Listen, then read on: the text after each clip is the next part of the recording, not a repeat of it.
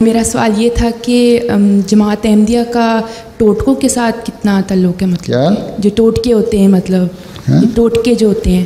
ٹوٹکے جی کیا کریں اس کو؟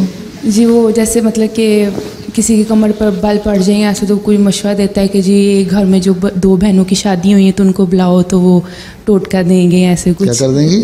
ٹوٹکا دیں گی، کیا ہو جائے گا؟ پتہ نہیں، ایسے وہ فضولیات ہیں، لغویات ہیں.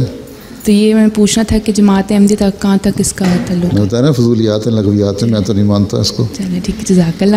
باقی ٹوٹکے اور چیزیں ہیں. ٹوٹکے مثلاً یہ ہوتے ہیں، بعض روایتیں چلی جاتی ہیں، بعض چھوٹے چھوٹے نسخے ہوتے ہیں گھروں میں ہیں کہ یہ استعمال کرو تو اس سے بعض چیزیں ٹھیک ہو جاتی ہیں. مثلاً ایک ٹوٹکا بعض لوگ دیتے ہیں گھروں والے، بعضوں بچوں پہ کامیاب بھی ہوتا ہے، میں بھی دے دیتا ہوں کہ چنے کی دال جو ہے، کسی کا قد اگر کسی کا چھوٹا ہے تو پہلے دن 1 دانہ بھگو کے کھاؤ، پھر اگلے دن 2، پھر 4، پھر 8، پھر 16.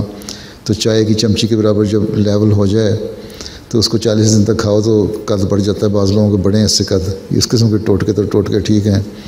یا بعض اولاد نہیں ہوتی تو کالی مرچ کا نسخہ استعمال کرتے ہیں، وہ بھی نسخہ بھی ہے اور ٹوٹکا بھی ہے. لیکن یہ کہنا ہے کہ فلان 2 گھروں میں جس مہر کی شادی اس کو بلا لو تو یہ ہو جائے گا، تو وہ کوئی خدائی تاثیرات اس میں پیدا ہو جائیں گی. نہیں، اس قسم کی باتیں غلط ہیں.